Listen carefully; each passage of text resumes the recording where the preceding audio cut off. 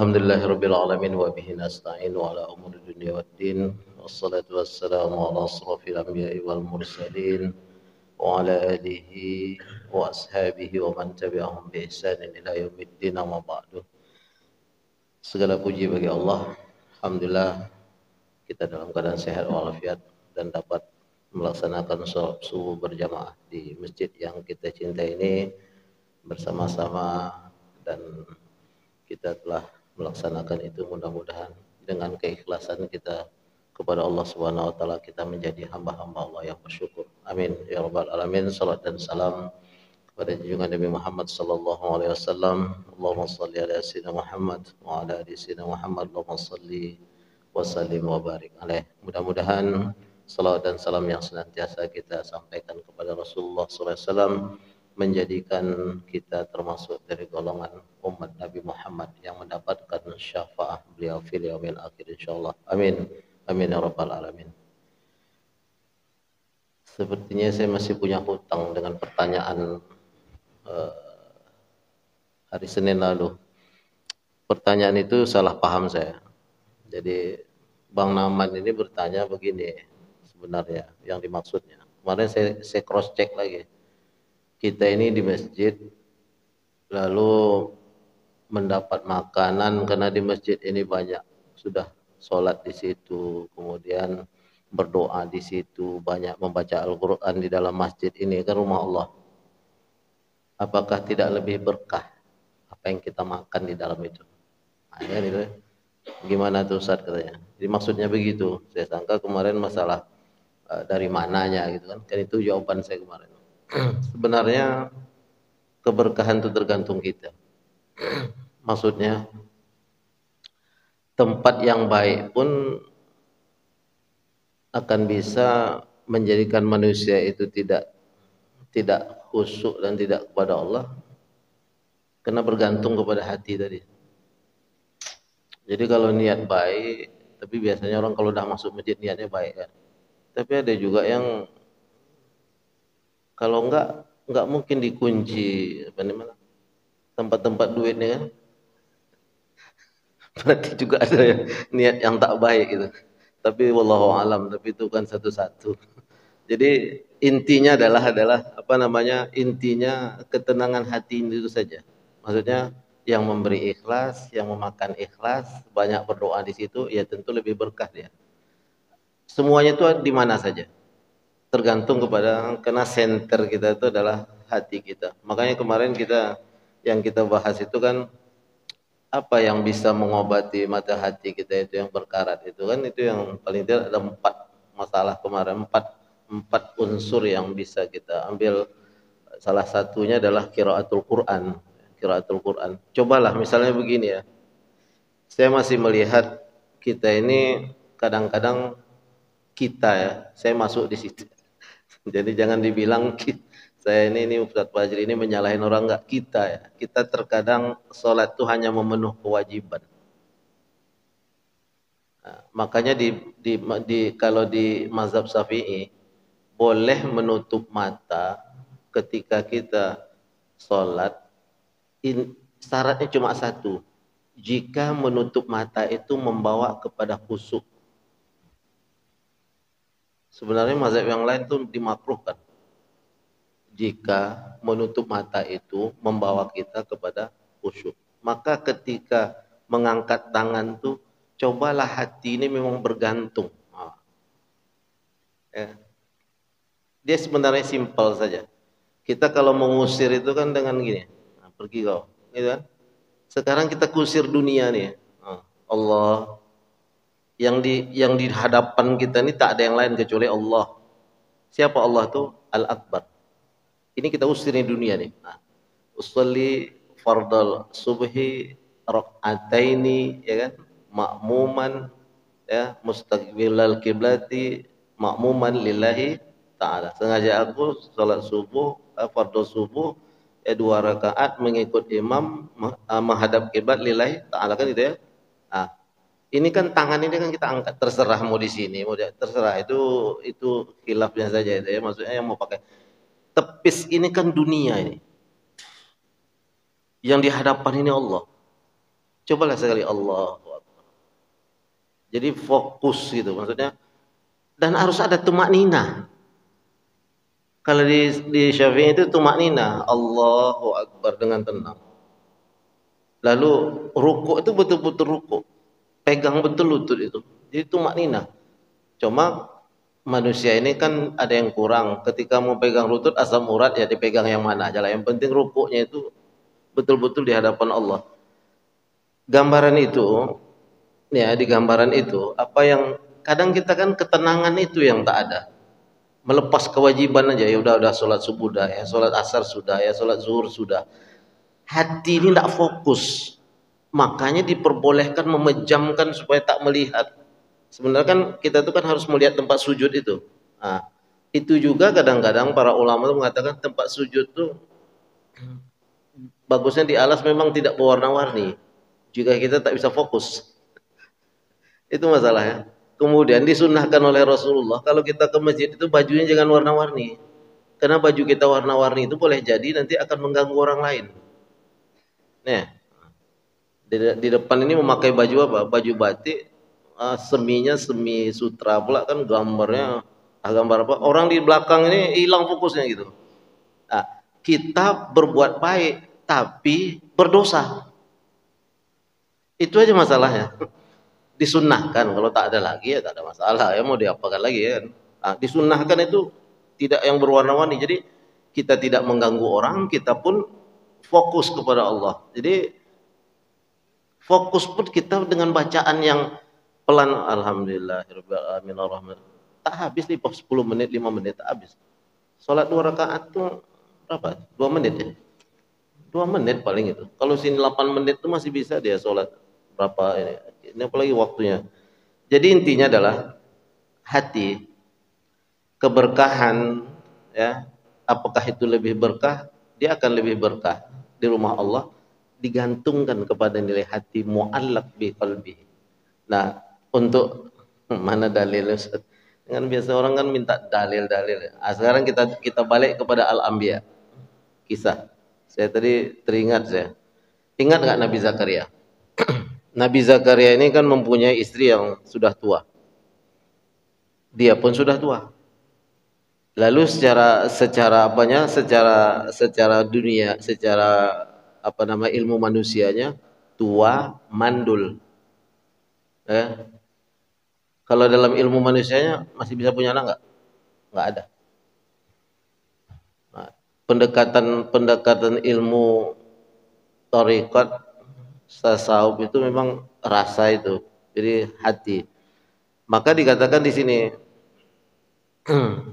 dijelaskan oleh Allah, A'udzubillahi minasyaitonirrajim, wa Zakaria ya iznada rabbahu rabbi la tazarni farda wa anta khairul warisin.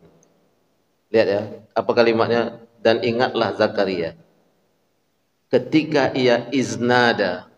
Kalimat nada itu nada yunadi itu lebih eksis daripada da'ayad'u.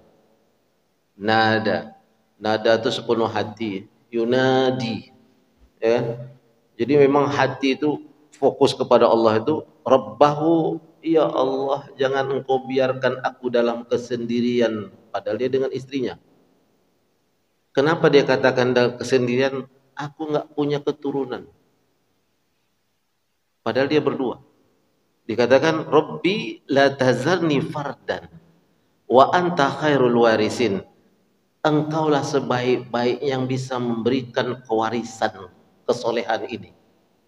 Kalau kami habis, kepada siapa kewarisan kesolehan ini yang akan kami inikan? Itu kerisauan Nabi Zakaria. Lihat ya.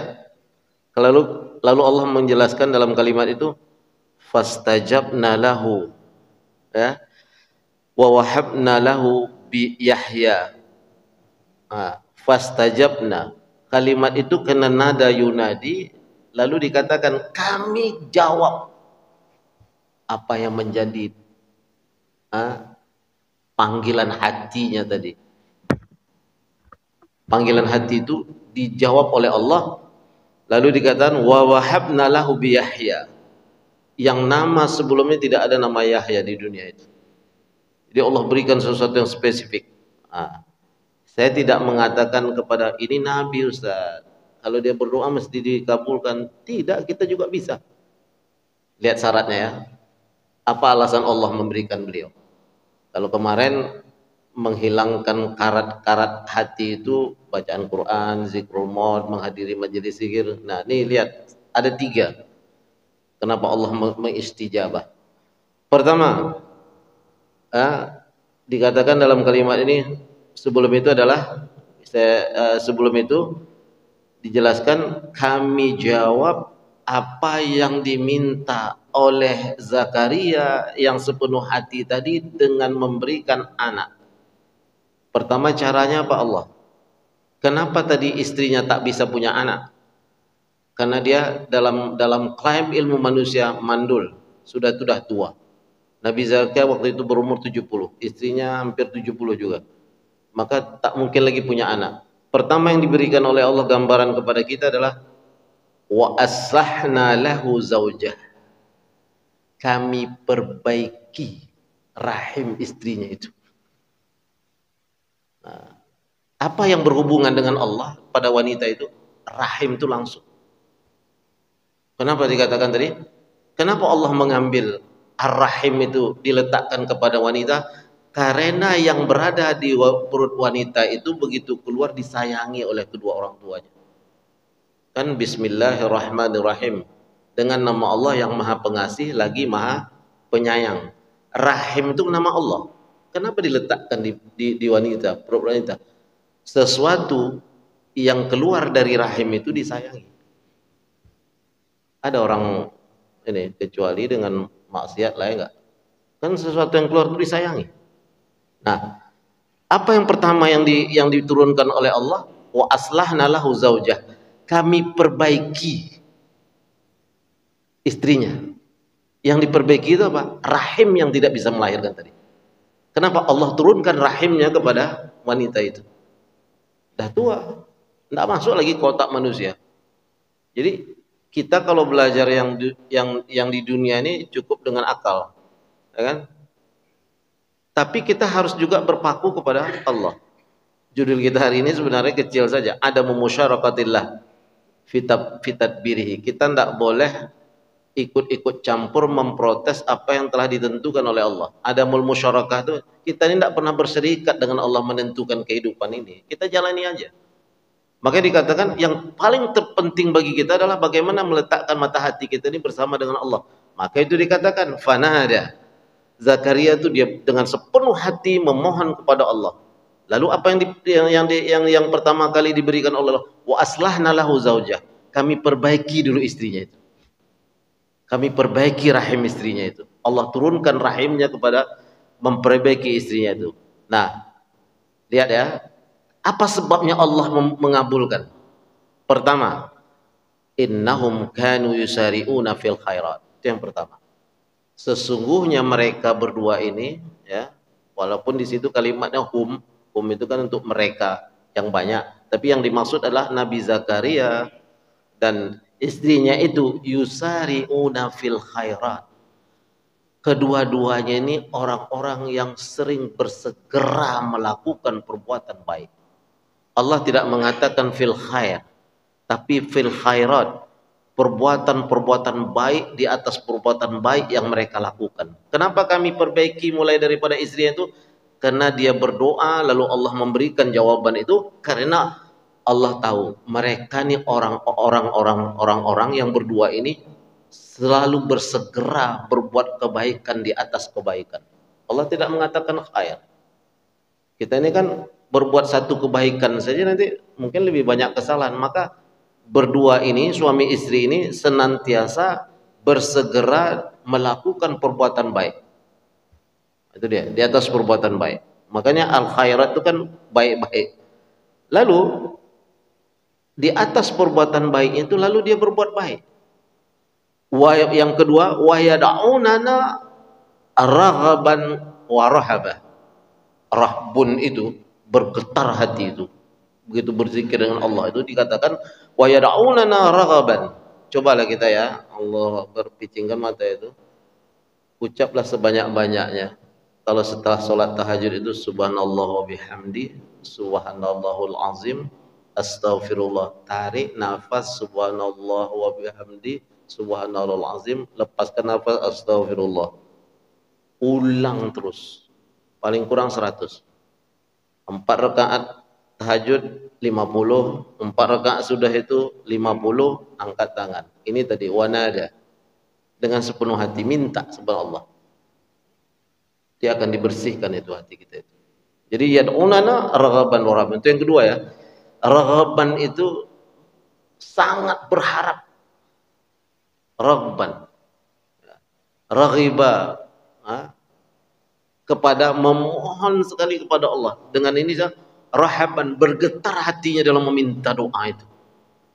Dia tidak menjual amal salehnya ini untuk meminta kepada Allah, mengaku sebagai orang yang soleh. Tapi sebelum dia berdoa, yusari'una fil khairat. Jadi perbuatan baik kita itu juga mengarahkan kita untuk berdoa lebih khusyuk. Tadi anjurkan juga kalau bisa sebelum, makanya kita selalu dijelaskan sebelum kita berniat itu muawizatain. Qul a'udzu birabbil falaq, qul a'udzu birabbin nas, baru kita doa. Baru kita berniat supaya hati ini fokus dan tumanina. Berapa lama betul lah sholat itu. Jadi itu yang kedua. Kemudian apa yang menyebabkan mereka juga cepat diberikan oleh Allah apa yang didoakan? Sebenarnya kalau dalam hidup kan tak cepat. Dah umur 70 dengan kesepian suami istri itu dia meminta, lalu Allah berikan. Kenapa Allah berikan? Itu yang pertama tadi kan, selalu berbuat kebaikan-kebaikan, kemudian memohon kepada Allah tuh raghaban wa rahaban, dengan rasa getaran. Rahbah itu kan sebenarnya turhibuna aduwakum. Kalau untuk musuh itu bergetar, musuh itu menghadapi seseorang. Jadi Umar bin Khattab itu kalau berjalan itu berpisah itu, kocar kacir tuh jin itu. Itu rahban. Di rahban kalau yang kebaikan itu dia bergetar hatinya memohon kepada Allah. Yang ketiga walana lahu wa kanu lana khashiin. Khusyuk. Itu yang kemarin yang dibacakan doa ya, Allahumma inni a'udzubika, ya Allah aku berlindung kepadamu dari apa? Dari hati yang tak khusyuk, min nafsin la tasbah, dari jiwa yang tak khusyuk. Kalau ini sudah tidak khusyuk, doa itu udah payah, ngambang deh. Kemudian ilmu yang tak bermanfaat. Kemudian apa?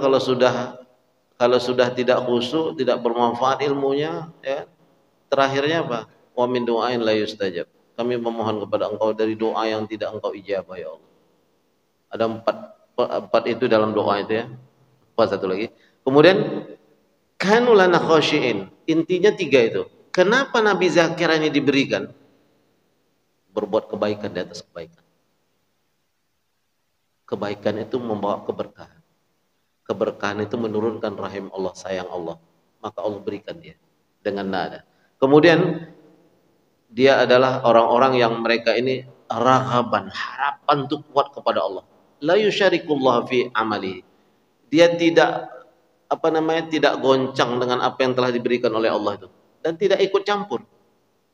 Ini jadi ada mumusyarakah Allah itu, jangan menghujat-hujat apa yang telah diberikan oleh Allah. Jadi dia akan melakukan raghaban wa rahaban, terdetik hati untuk meminta itu. Dan yang terakhir adalah wa kanu lana khashiin. Itu yang dikatakan oleh Syekh Abdul Qadir Jalani ini, mengatakan begini, wa in sakata takallama bilisanil amal akthir mimma yatakallam mimma la yanfa'uka lahzatan la yanfa'uka wa'adha. Jadi dikatakan begini, orang-orang yang beriman itu jika ia diam tidak mengerjakan sesuatu, hatinya yang bekerja. Itu yang khashiin. Dia duduk memang, dia tidak mengerjakan sholat, tapi hatinya bekerja untuk fokus kepada Allah itu. Allah itu maha besar, Allah yang mengatur. Aku bisa begini nih Allah. Jadi kesyukuran itu lebih. Aku bisa duduk, aku bisa makan, aku bisa menjadi seperti ini, itu Allah. Kalaupun ada orang lain yang menolong, kenapa? Karena Allah yang bukakan hatinya. Bisa saja dengan berkat doa kita, bisa saja karena kita banyak berbuat baik tadi. Kenapa aku bisa dekat dengan Allah? Karena kebaikanku banyak.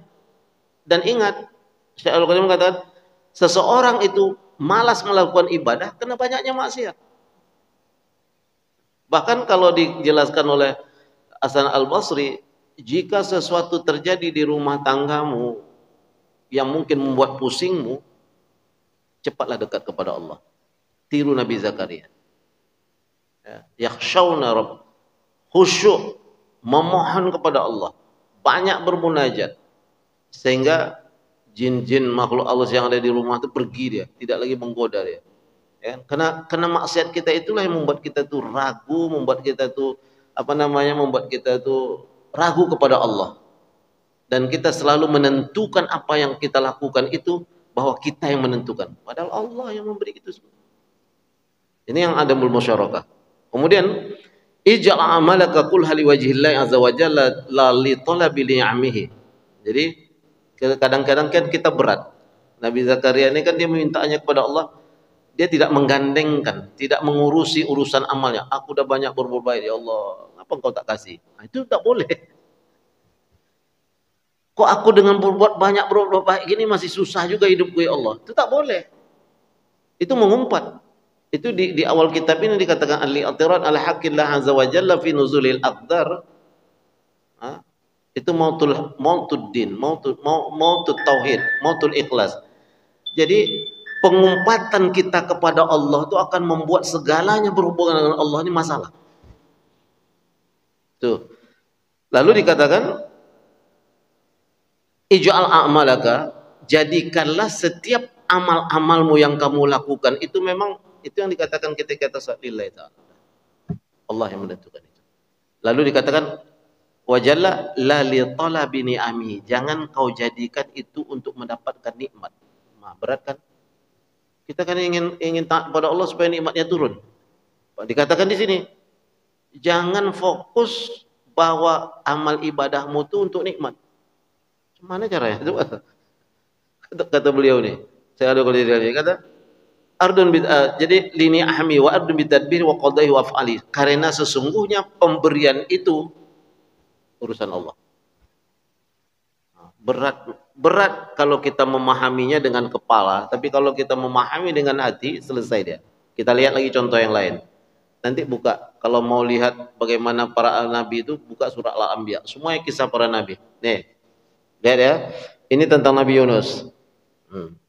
Ayat 87 di surat Al-Anbiya. Kalau tadi ayat 89 sampai 90 Al-Anbiya itu tentang Nabi Zakaria. Kita lihat lagi dari Nabi Yunus. Ya. Ini Nabi Yunus. Auzubillahi minasyaitonirrajim. Wa zannun izzahaba mughadiban fadhanna allan naqdiru alaihi fanada fi dhulumat. Itu yang kita terkenal dengan doa. La ilaha illa anta subhanaka inni kuntu minal zalimin. Allah menjelaskan fastajabna lahu wa najainahu minal gham kadzalika nunjil mu'minin. Lihat ya kalimatnya ya. Wa zannun. Zannun ini za ini mempunyai artinya. Ya za ini Zulqa'dah, Zulhijjah, Zulkarnain. Zu itu yang mempunyai dua tanduk karena kekuasaan Alexander Zulkarnain itu adalah mempunyai dua kekuasaan yang besar seolah-olah seperti tanduk. Jadi Zannun yang mempunyai perut besar. Ternyata ikan ini sekarang diteliti itu ikan paus yang paling besar. Ya. Izzahaba mughadiban. Kenapa Allah beri dia ujian ketika berada dalam undian di atas kapal yang sedang oleng itu? Lalu nahkoda mengambil inisiatif, ini beratnya harus dikurangi, dibuang barang. Ternyata dibuang barang masih ada lagi keberatan itu, satu orang harus dibuang, diundi kan. 3 kali undian nama Nabi Yunus yang keluar. Nahkoda segan, ini orang disegani, nggak mau dia. Kita undi lagi, kata Nabi Yunus sudah, ini ketentuan Allah untuk diriku. Di situ dia sadarnya. Maka Allah mengatakan wazannun izzahaba mughadiban. Dan ingat, Nabi Yunus itu diidentikan dengan Zannun, manusia yang dimasukkan dalam perut ikan yang besar. Ya. Lalu itu dikatakan zannun. Izzahaba mughadiban. Ia pergi dari kaumnya dengan sesuatu yang menyimpan rasa tak enak. Memang dikatakan sini mughadiban. Mughadiban itu ghadaba itu dalam bahasa Arabnya marah. Ada yang tersimpan marah karena dia mengajak orang itu, umat ini tak mau. Lalu dikatakan dalam hal ini, fazanna allan naqdiru alaihi. Ia menyangka kepergian itu tidak kami hitung. Qadar, ada takdirnya dalam dia pergi itu. Alaihi fanada, dia. Lalu dia kami masukkan dalam zannun. Dalam perut nun itu gitu ya, ada titiknya. Dalam kegelapan itu dia sadar, aku tak boleh pergi meninggalkan orang yang tadi seharusnya aku dakwahi, aku tinggalkan. Walaupun dengan udah susah payah ditinggalkan. Ada sedikit di hati itu yang melekat dari kemarahan itu mughadiban. Lalu dikatakan fanada fi zulumat. Begitu masuk dalam perut ikan itu kan sama aja dengan kuburan ya. Perut ikan itu. Ya kan? Kuburan yang berjalan. Itu kan Bani Israel pernah menanya kepada Ali bin Thalib. Kepada Ali bin Abi Thalib. Kalau kau bisa menjawab pertanyaan kami yang 10 itu, kami masuk Islam. Ali bin Abi Thalib pernah ditanya, mana kuburan yang berjalan, yang di dalamnya orangnya kemudian hidup kembali? Salah satu jawabannya ini Nabi Yunus. Perut ikan. Cuma saya tidak tahu kisahnya itu kan berbeda-beda. Ada berapa hari, ada berapa malam gitu. Tapi yang jelas kita dalam perut ikan tuh fanada fi zulumat. Dia nada lagi kalimatnya kan. Nah, dengan sepenuh hati merasakan kemarahan tadi itu, ia melakukan suatu kesalahan kena pergi dari orang yang tak sadar, lalu fanada fi zulumat, ia memohon kepada Allah dalam kegelapan perut ikan itu. Seperti apa di perut ikan itu? Amis. Allah menghidupkannya dalam perut ikan. Kalau dalam otak manusia, tak mungkin lagi manusia hidup dalam perut ikan. Tapi Allah hidupkan dia. Allah ilaha illa subhanaka inni kuntu minaz zalimin. Itulah panggilan Nabi Yunus yang paling ikhlas kepada Allah. Dia dikatakan dalam kalimat subhanaka, maha suci engkau, ini kuntu minaz, aku telah meninggalkan itu dalam keadaan yang berbuat aniaya.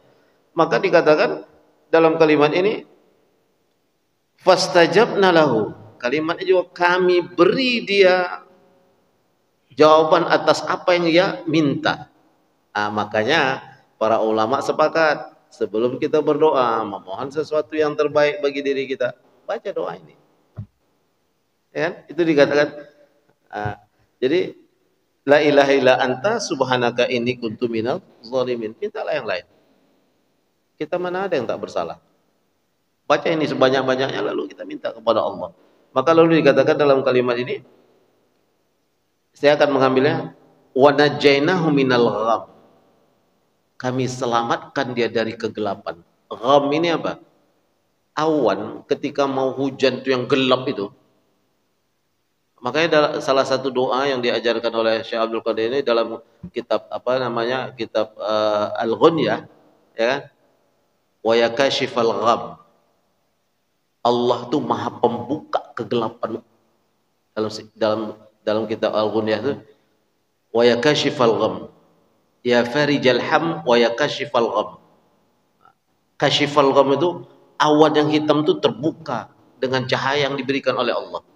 Jadi ini kalimatnya wa najainahu minal gham. Kami selamatkan dia dari kegelapan yang meliputinya.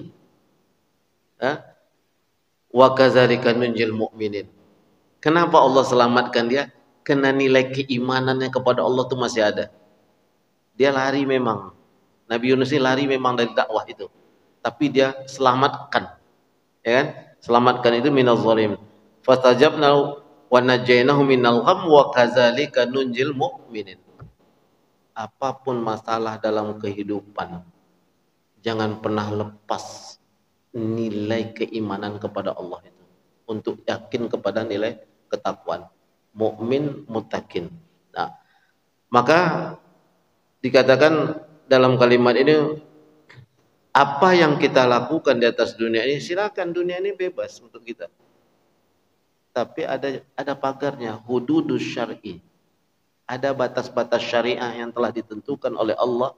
Wa qarabal haqqu azza wa jalla jannatul qaumi wa bu'dahum anhu anin nar la yarjuna illa hazil jannah la yakhafuna illa hazin nar. Kita beribadah itu adalah sesuatu yang memohon kepada Allah untuk menerangkan mata hati ini. Maka apa seikhlas, di atas ikhlas yang bagaimana kita melakukannya, di atas itulah Allah memberikan keterangan dalam hidup.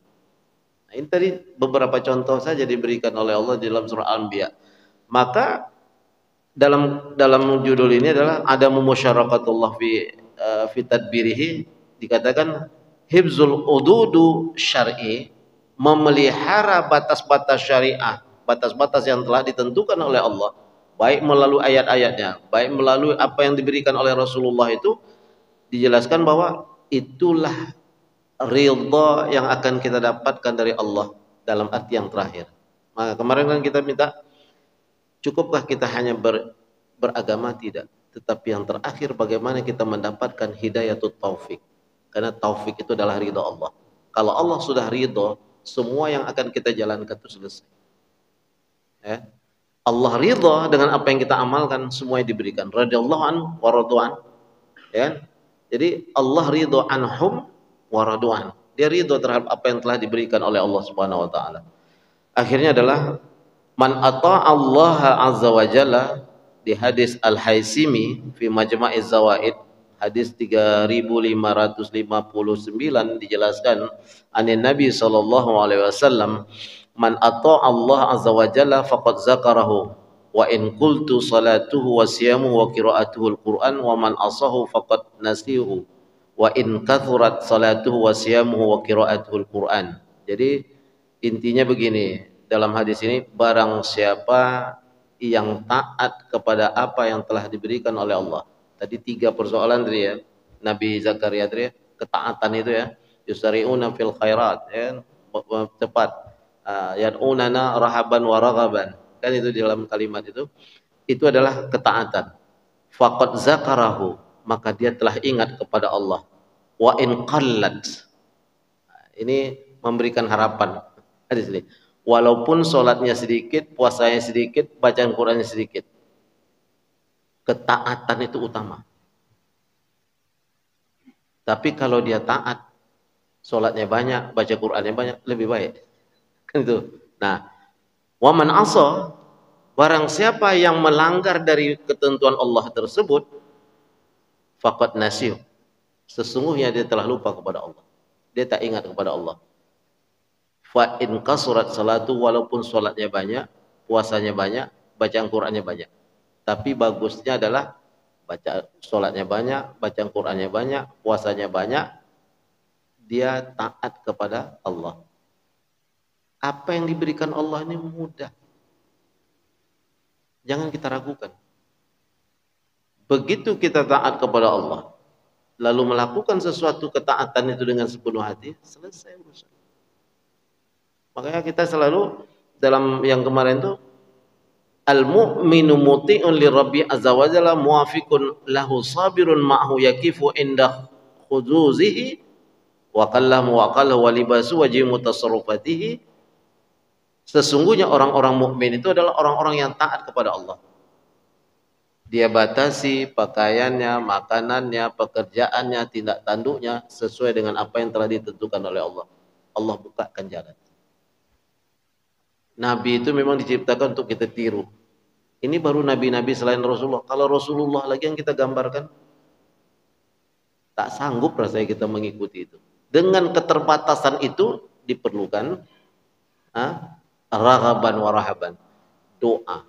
Dari segala amal yang pernah kita lakukan itu, terakhirnya mohon kepada Allah kekuatan untuk senantiasa istiqomah. Istiqomah itu berat. Istiqomah itu berat. Karena dalam aqama yuqimu, orang-orang yang sholat itu mestinya orang-orang istiqomah dalam batas-batas syariah. Maka intinya akhirnya adalah dijelaskan dalam kalimat ini, ad-dunya wal akhirah la yajtami'ani. Sesungguhnya dunia dan akhirat itu tidak akan pernah berkumpul. Karena dunia ini jalan, Akhirat itu terminal akhir. Dia tidak akan pernah berkumpul. Hanyut dengan dunia, hilang akhiratnya. Tapi fokus kita kepada akhirat, dunia ini datang. Ini gambaran. Macam mana itu? Kita kadang-kadang kan kalau kisah seperti ini dibilang, macam mana itu bisa? Yakin. Berikan apa yang ada padamu, turun apa yang di langit. Taat kamu kepada Allah, buka Allah jalan. Itu kalau kalimat-kalimat kecil itu. Kamu didik anakmu dengan baik, dibukakan Allah dengan keluarga yang sakinah, mawaddah, warahmah. Tapi kalau kamu berikan dunia itu kepadanya, selesailah kamu. Yang kita harap terakhir adalah bagaimana dia bisa mendoakan kita. Kalau perlu dia ketika kita wafat, dia yang memandikan kita. Tak perlu lagi memanggil orang lain. Kan itu yang terpenting dalam hidup itu. Akhir matof, akhir perjalanan hidup kita ini. Maka ya bani Adam kullu ma fid dunya wal akhirah makhlukun lakum. Sesungguhnya wahai anak cucu Adam, dikatakan setiap, ini akhir dari judulnya, kullu ma fid dunya wal akhirah makhlukun lakum. Sesungguhnya apa yang ada di dunia dan di akhirat itu diciptakan untuk kalian. Fa aina syukrakum wa aina taqwakum wa isyaratikum ilahi wa akhdamikum. La ta'u wa la ta'malu amalan bila arwah. Al amalahu laha arwahun wa hiyal ikhlas. Ini kalimat pendeknya dikatakan, wahai anak cucu Adam, sesungguhnya apa yang ada di dunia dan di akhirat itu makhluk, sesuatu yang diciptakan untukmu. Mana rasa syukurmu kepada Allah? Itu yang ditanyakan. Mana ketakwaanmu kepada Allah? Mana isyaratukum, isyarat bahwa kamu itu taat? Mana khidmatmu kepada Allah? Kamu itu sudah barang yang diciptakan pula dunia dan akhirat. Sebesar apa kamu sadar, sebesar itu pula kamu mendapatkan keuntungan. Lalu dikatakan, sesungguhnya setiap amal itu mempunyai ruh. Dan ruhul setiap amal yang kamu lakukan itu adalah ikhlas. Ini yang berat, tapi kita harus menuju kepada situ. Ya kan? Ikhlas itu kan berat. Ikhlas itu bukan berarti tidak berbalas, tapi dikatakan sini al-amanu laha arwah. Sesungguhnya setiap amal-amal itu mempunyai ruh. Ruh setiap amal itu arwah, ya. Ruh setiap amal itu adalah nilai keikhlasan. Itu yang kita usahakan. Makanya solat, semua niat itu diakhiri dengan lillahi ta'ala.